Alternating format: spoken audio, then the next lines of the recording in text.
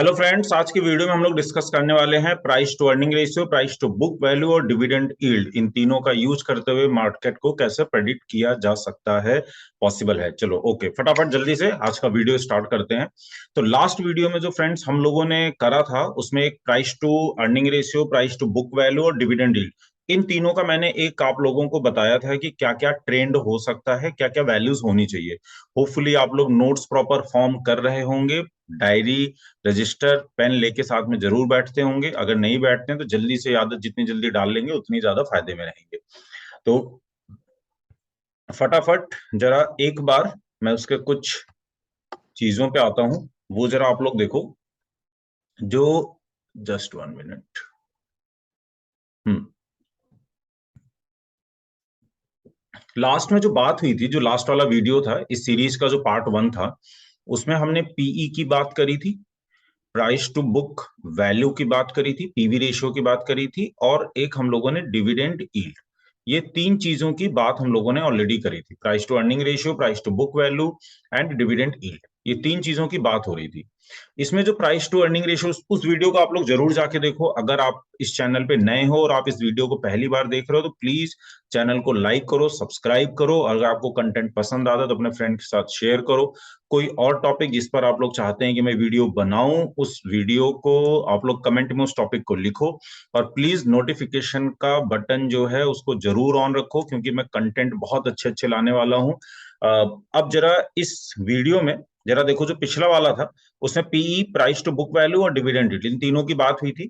उसमें जो price to earning ratio की बात हो रही थी उसके लिए मैंने कुछ फिगर बताई थी। एक रेंज होती है, प्राइस टू बुक वैल्यू की एक रेंज होती है, और एक डिविडेंड यील्ड की रेंज होती है। ये तीनों रेंज सेकंड वीडियो में ऑलरेडी अवेलेबल है, वहां से जाके आप लोग इसको देखो जाके। अब दोस्तों एक चीज मैं आप लोगों को बताऊंगा, जो ये आप लोग मतलब जितने लोग मार्केट में इन्वेस्ट करते हैं या मार्केट में जिनका इंटरेस्ट है, news channel, business news channel जरूर कोई ना कोई देखते होंगे।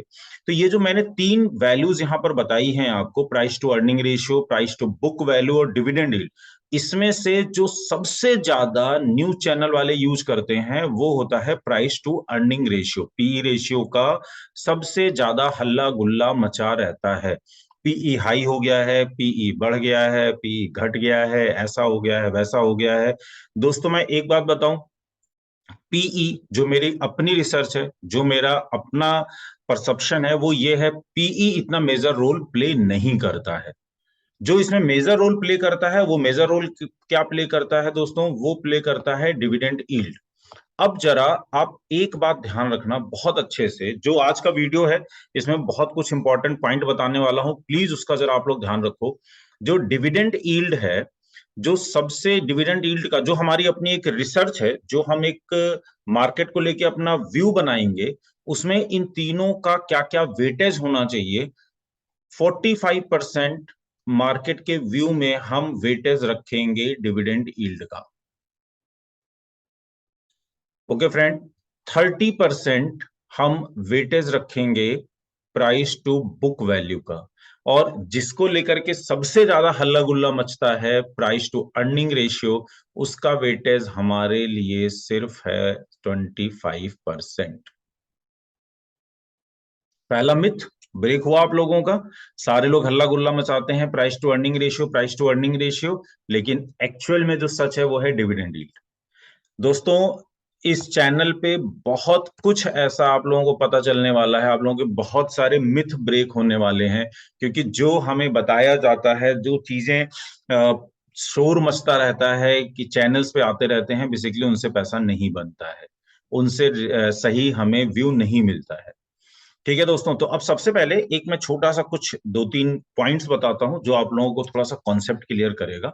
डिविडेंड यील्ड का मतलब बेसिकली क्या है कि जो कंपनी है या जो मार्केट है, उससे हमें कितना डिविडेंड मिल रहा है। जैसे आप लोगों ने सुना होगा कि भाई इन्फोसिस ने, एक मैं एग्जांपल ले रहा हूँ, इन्फोसिस ने 2% या 5% डिविडेंड यील्ड डिक्लेयर किया है।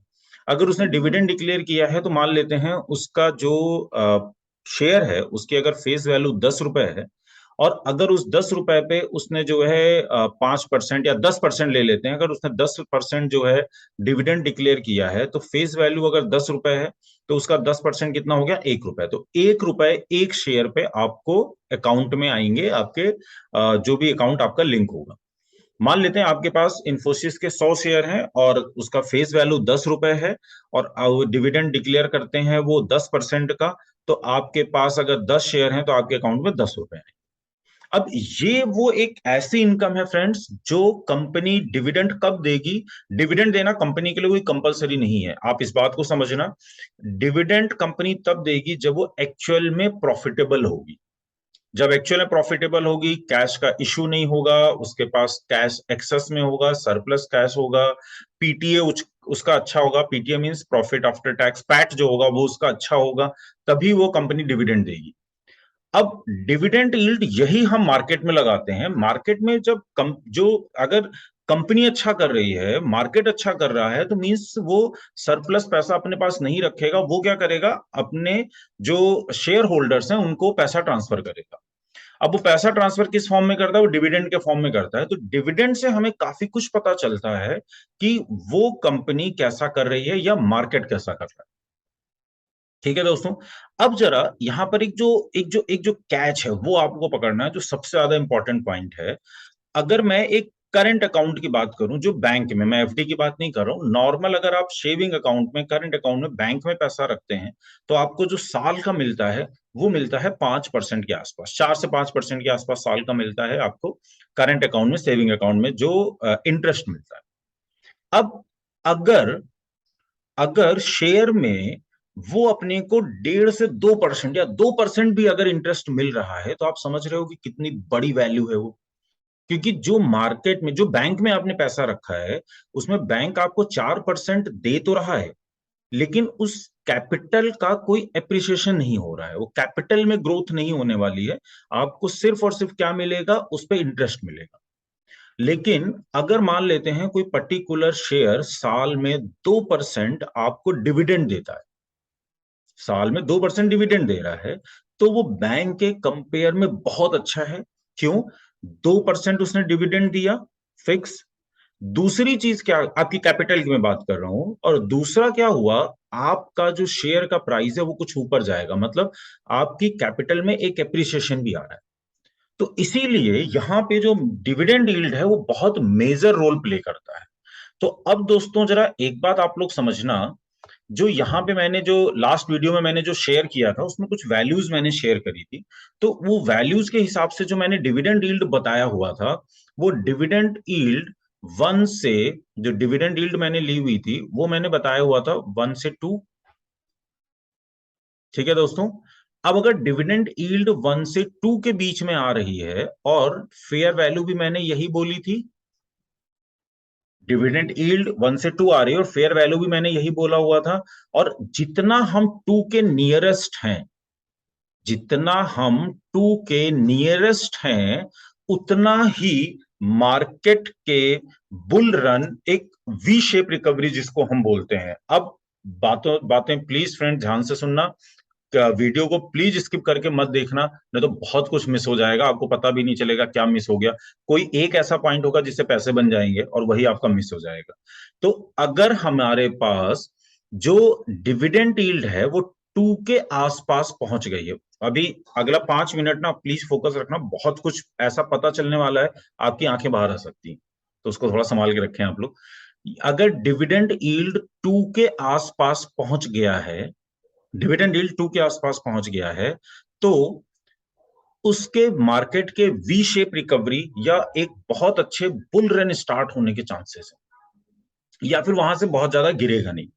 अगर उसका डिविडेंड यील्ड लेस देन 1 हो गया है, तो बहुत बड़ी खतरे की घंटी है। लेस देन 1 है तो मतलब खतरे की घंटी है, खतरे की घंटी इन द सेंस कि भाई अब उसमें क्रैश हो सकता है, बहुत कुछ बढ़ गया है, मतलब प्राइस ओवर वैल्यूड है, वो नीचे आ सकता है। दोस्तों समझे आप लोग?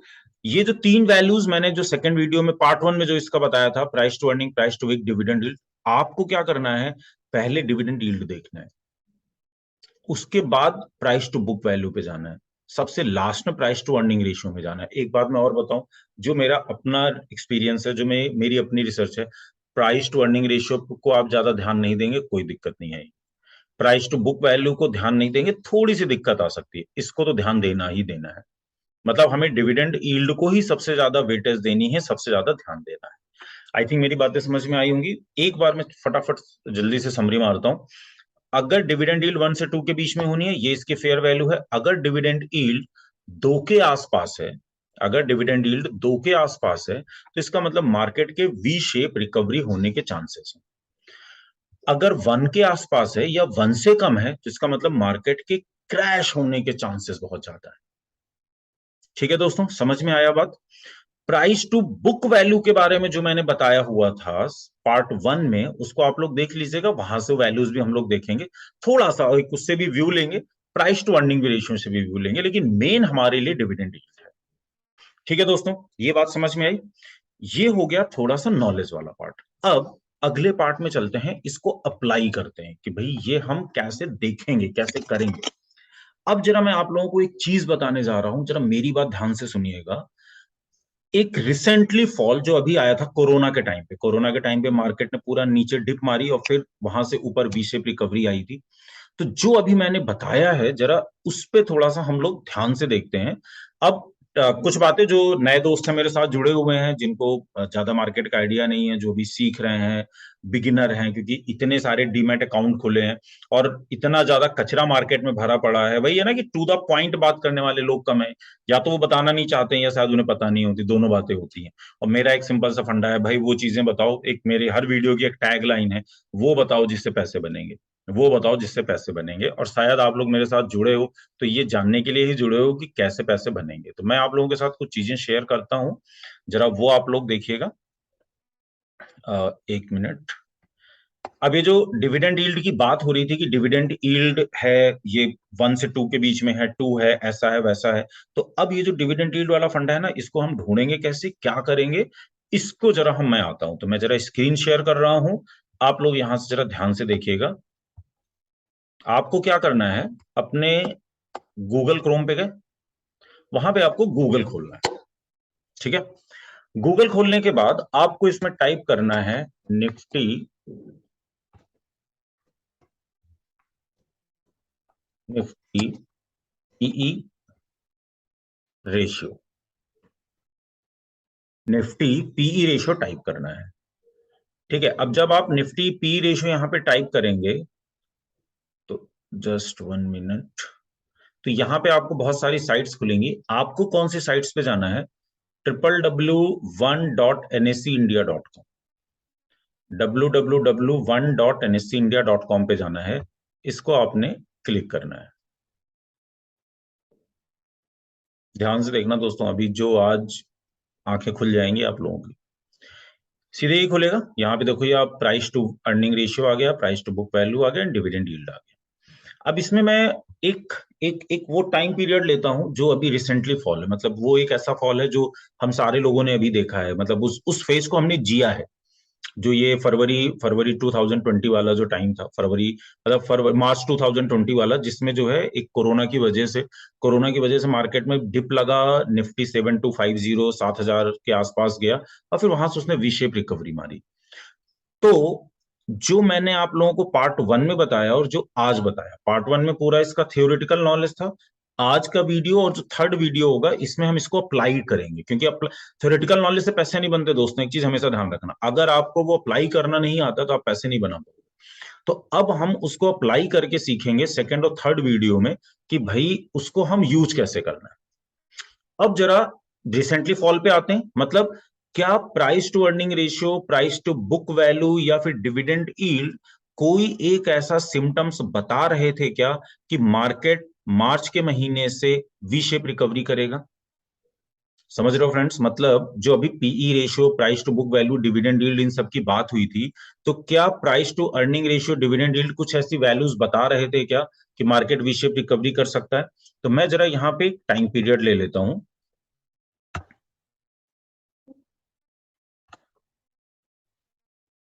ये जो टाइम पीरियड मैंने लिया है, ये मैं लेता हूँ 2020 का लेता हूँ, और इसमें से मैं सेलेक्ट कर लेता हूँ जनवरी का महीना ले लेता हूँ, फरवरी ले लेते हैं, चलो फरवरी, 1 मार्च 2020, और इसमें 6 महीने का डेटा आता है, तो हम ज्यादा लंबा जा नहीं पाएंगे। 2020, 2020, और अगस्त अगस्त में मैं ले लेता हूँ 31 अगस्त। ओके, और इसमें आपको ऑल सेलेक्ट करना है, गेट डेटा पे गया। दोस्तों एक चीज ध्यान रखनी है, हमने फोकस कहां पे करना है, डिविडेंड यील्ड पे। अब ये फरवरी का महीना था, मार्च में, जिसमें जो है मार्केट में मार्च 2020 में dip लगना शुरू हुआ था। 30 मार्च 2020 को मार्केट का बॉटम लगा था, वहां से वी शेप रिकवरी। आप जरा बात समझो, 1.30 डिविडेंड यील्ड, इसमें दोस्तों एक चीज मैं थोड़ा सा दिखा देता हूं आपको ऊपर, ये इस पे डिविडेंड यील्ड है, यहाँ प्राइस टू बुक वैल्यू है, यहाँ प्राइस टू अर्निंग रेशियो है।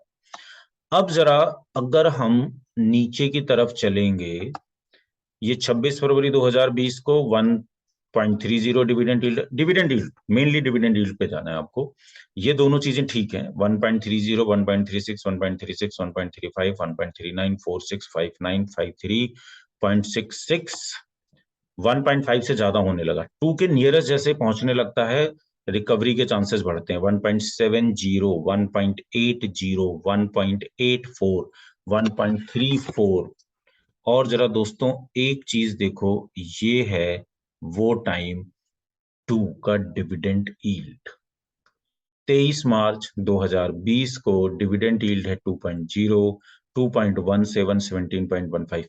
बात समझ रहे हो, ये वो आइडियल सिचुएशन है। पार्ट 1 में मैंने क्या बोला था, जब रेंज बताई थी तो मैंने बोला था आपको हमेशा वैल्यूज नहीं मिली। 2.0 जो डिविडेंड यील्ड की वैल्यू आई है, ये लाइफ टाइम में कभी कभी होने वाली चीजें होती हैं। लेकिन अगर हमें फंडे ही नहीं पता होगा तो हम तो डर रहे थे उस समय, लेकिन डरने की कोई बात ही नहीं थी दोस्तों। वहां पे बॉटम तो लगना ही था, बॉटम के हम आसपास ही थे। क्यों क्यों थे आसपास, डिविडेंड यील्ड टू के ऊपर का डिविडेंड यील्ड मार्केट बर्दाश्त नहीं कर पाएगी, उसको ऊपर जाना ही पड़ेगा। बहुत रेयर केस में होता है, 2 से ऊपर भी गया है डिविडेंड यील्ड, कब गया है कैसे गया है वो नेक्स्ट वीडियो में और इसको अप्लाई करके आप लोगों को दिखाऊंगा। अभी जो है आप ये समझिए, जो रिसेंटली फॉल है, समझ में आ रहा है आप लोगों को इस डिविडेंड यील्ड, ये जो छोटी सी जो ये 10 से 15 मिनट की जो वीडियो है, वो आपकी लाइफ में कितना सुकून लाने वाली। 2.0, 1.95, 1.83, 1.76, रिकवरी शुरू हो गई, मतलब 2 का डिविडेंड यील्ड पहुंच गया। डरने की जरूरत नहीं है, पैसा लगाने का, वेट करने का, माल बनेगा, पैसा बनेगा, पैसा। ठीक है दोस्तों, तो ये जो पॉइंट है, ये आप लोगों को समझना है। ठीक है, ये समझ रहे हो आप लोग ना। 2.0 का डिविडेंड यील्ड है, ये देखो अब आप धीरे धीरे धीरे धीरे डिविडेंड यील्ड फिर कम होना स्टार्ट हो गया है। तो जो 23 मार्च 2020 को बॉटम था, क्यों था समझ गए आया आप लोगों को, वो ये था, इसलिए था बॉटम वहां पे, इसलिए बॉटम था 2.0, क्योंकि वहां से बाद वहां पे मार्केट, मतलब ऐसा नहीं था कि वहां से गिर नहीं सकती थी, बिल्कुल गिर सकती थी। लेकिन उसके बाद जो ये डिविडेंड यील्ड जब आया है, तो ऐसा नहीं कि वहां के बाद मार्केट गिर नहीं सकती थी, बिल्कुल गिर सकती थी। लेकिन बहुत जगह नहीं थी उसके पास नीचे जाने की, उसको वहां से रिकवर करना ही पड़ता, क्योंकि डिविडेंड यील्ड 2 से नीचे का डिविडेंड यील्ड, 2 से ऊपर का डिविडेंड यील्ड मार्केट में रुकना बहुत मुश्किल होता है दोस्तों। तो एक बात हमेशा ध्यान रखना, अगर कभी भी आपको मार्केट में निफ्टी का, मैं निफ्टी के लिए बताया, मैंने किसी शेयर के लिए नहीं बताया, वहां मत अप्लाई कर देना, ये मैंने पार्ट 1 में भी बोला था। अगर कभी निफ्टी का डिविडेंड यील्ड आपको इस रेंज में मिले, तो दोस्तों चूक मत जाना अब की बार। अभी से पहले तो मैंने यूट्यूब चैनल नहीं बनाया था, तो आपको नहीं बताया था, लेकिन अब मैंने बता दिया, अब मत चूकना। और ये इसके अगेंस्ट नहीं जा सकती मार्केट, आप ये मुझसे लिख के ले लो स्टैम्प पेपर। एक छोटा सा और देख लेते हैं, छोटा सा, बाकी और हम लोग कुछ नेक्स्ट वीडियो में अप्लाई करेंगे। तो अभी ऐसा करते हैं, नहीं नेक्स्ट वीडियो में अप्लाई करते हैं, नहीं तो वीडियो लंबी हो जाती। अभी आप लोगों के लिए एक छोटा सा होमवर्क है दोस्तों। ये वीडियो आपने ध्यान से देखा, पार्ट 1 भी आप लोगों ने देखा होगा, होपफुली पार्ट 2 भी देखा है। अब जो ये अगला नेक्स्ट वीडियो आएगा, ये नेक्स्ट वीडियो आएगा वेडनेसडे को आएगा, थर्सडे मॉर्निंग में लगा लो, थर्सडे के आसपास आएगा। तो थर्सडे को जब ये वीडियो आएगा, तब तक आप अपनी रिसर्च, ये जो price to earning ratio, price to book value और डिविडेंड यील्ड, इसकी रिसर्च एक बार आप लोग करके रखिएगा। ठीक है दोस्तों, तो ये काम आप लोग करके रखना, इसको आप करके रखोगे, फिर मैं थर्ड वाला वीडियो जो इस सीरीज का लास्ट वीडियो होगा, उसमें आपको और क्लियरिटी आएगी कि इसको अप्लाई कैसे करना है। एक चीज हमेशा समझना दोस्तों, ज्ञान पे मत अटक जाना, उस ज्ञान से पैसा बनाने के बारे में सोचना, तभी उस ज्ञान की वर्थ है, अदरवाइज कोई वर्थ नहीं है उसकी। नॉलेज रखने से कुछ नहीं होता जब तक उससे पैसा नहीं हो। ठीक है दोस्तों, तो अगर आप इस चैनल पे नए हो तो please please please please please like करो, सब्सक्राइब करो, कंटेंट, मेरी मेहनत आपको अच्छी लग रही है, आपको पसंद आ रही है, तो प्लीज दोस्तों के साथ शेयर करो, कमेंट्स में लिखो। और अगर कुछ डाउट्स आते हैं, आप पढ़ते हो उसमें कुछ कंफ्यूजन आता है, तो प्लीज उसको कमेंट बॉक्स में जरूर लिखो। ओके दोस्तों, थैंक यू, टेक केयर।